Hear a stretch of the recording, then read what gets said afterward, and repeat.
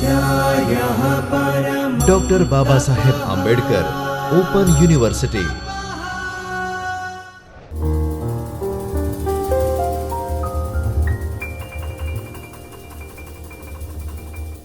નમસ્કાર વિદ્યાર્થી મિત્રો, ડૉક્ટર બાબા સાહેબ આંબેડકર ઓપન યુનિવર્સિટીના ચૈતન્ય સ્ટુડિયોમાં હું રોશની પ્રજાપતિ, આસિસ્ટન્ટ પ્રોફેસર સંસ્કૃત, આપ સૌનું હાર્દિક સ્વાગત કરું છું.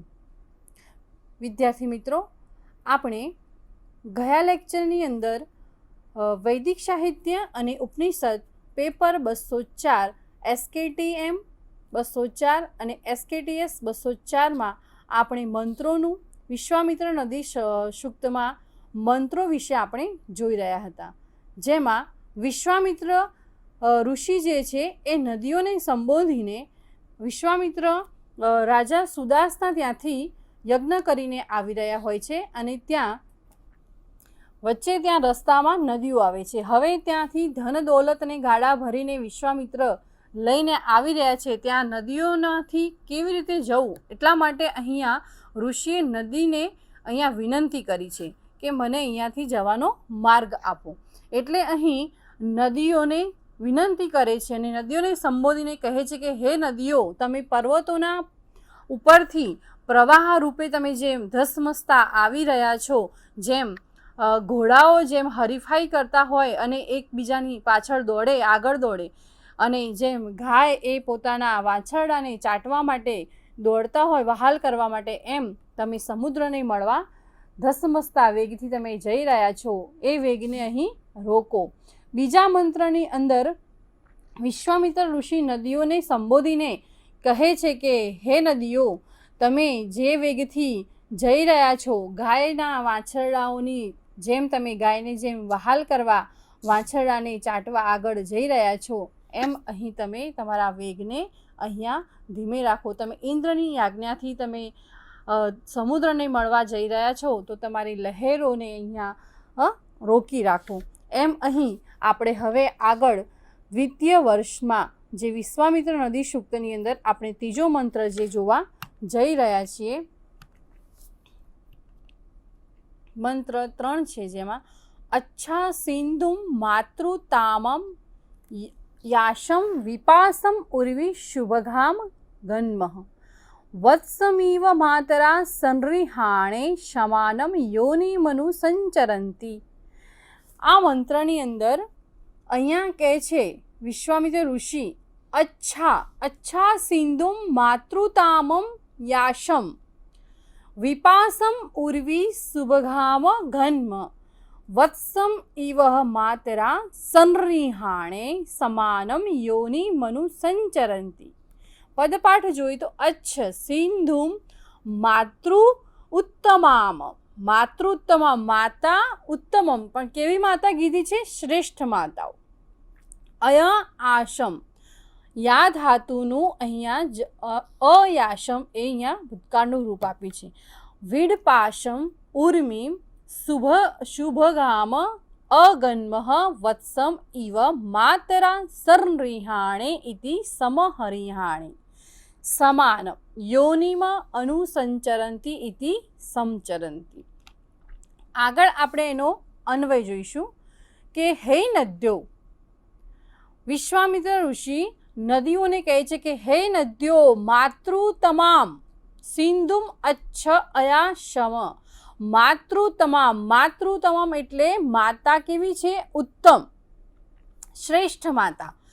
માતા, શ્રેષ્ઠ માતા. સિંધુમ અચ્છ અયાશમ, સિંધુમનો અર્થ અહીંયા સિંધુ નદીનો કર્યો છે, નદીનું નામ આપ્યું છે. જે તમને મેં પહેલા મંત્રમાં વાત કરી હતી કે સિંધુ શતુદ્રી નદી જે છે એ સિંધ પ્રાંતમાંથી આવી છે, પંજાબમાં છે, સિંધ પ્રાંતમાં આવી છે. એટલા માટે અહીંયા સિંધુમ શબ્દ એનું વિશેષણ આપ્યું છે અહીંયા. તો અહીંયા પહેલા જ મંત્રની અંદર પહેલી જ પંક્તિમાં કહે છે કે માતૃ તમામ સિંધુમ અચ્છ અયાશમ, માતૃ ઉત્તમ માતાઓમાં શ્રેષ્ઠ માતા સુતુદ્રી નદી પાસે અયાશમ એટલે હું આવી પહોંચ્યો છું.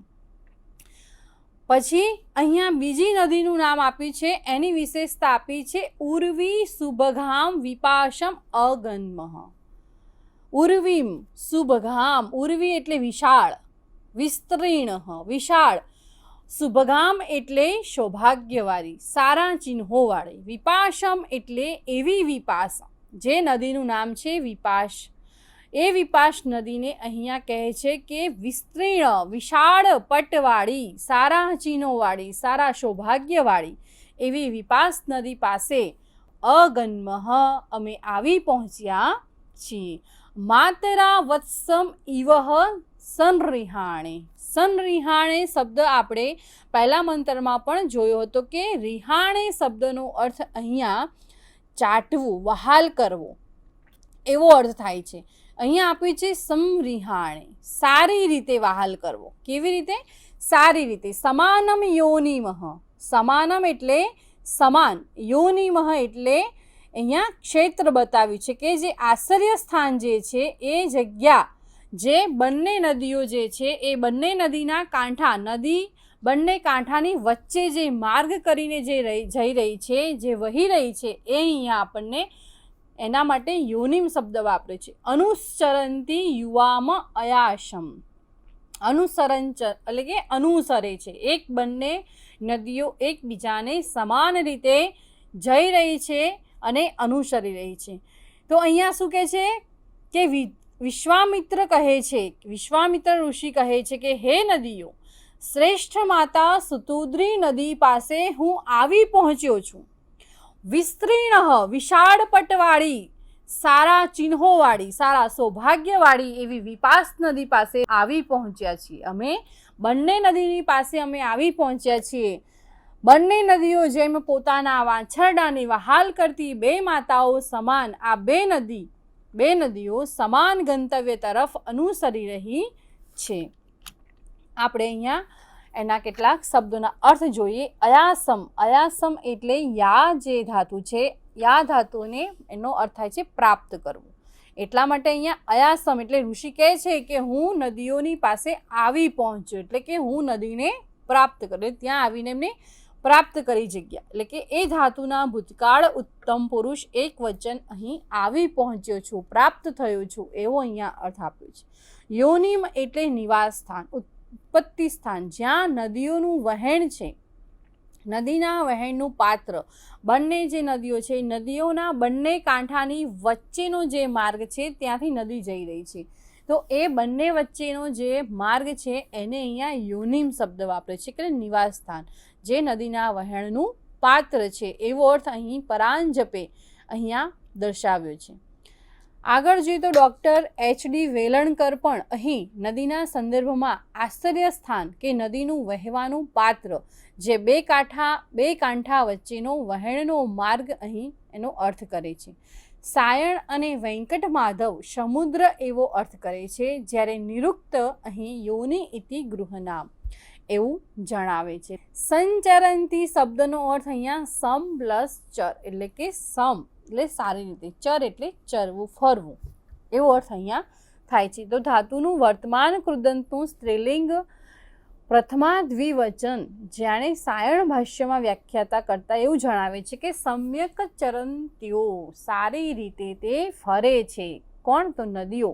તો અહીંયા નદીના ઉદ્દેશની અંદર ઋષિ કહે છે કે સમ્યક ચરંત્યો, બંને નદી સારી રીતે ફરી રહી છે. શાણ્યાચાર્ય ઉપમાને વધુ વિશદ કરતા લખે છે કે બે ગાય માતાઓ જેમ જીભથી ચાટવાની ઈચ્છા કરતી વાછરડાની પાછળ જાય એમ આ બે નદીઓ સમાન યોનિ તરફ, એટલે કે બંને સમાન ગતિથી, સમાન રીતે અર્થાત સમાન આશ્રય સ્થાન કે જ્યાં બંને કાંઠાની વચ્ચે જે નદીનું જવાનો માર્ગ છે એ ત્યાંથી એ સમુદ્ર તરફ તે જઈ રહી છે.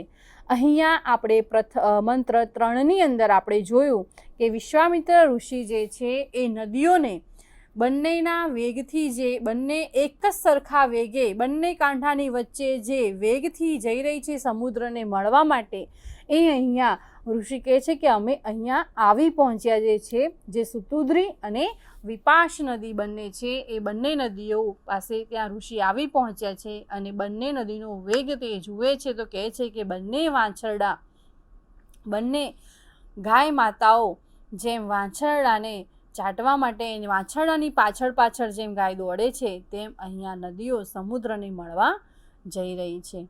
અહીંયા આપણો આ મંત્ર પણ પૂર્ણ થાય છે.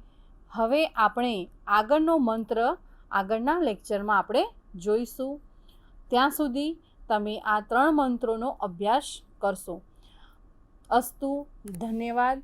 ફરી હવે મળીશું આપણે. स्वाध्यायः परमं तप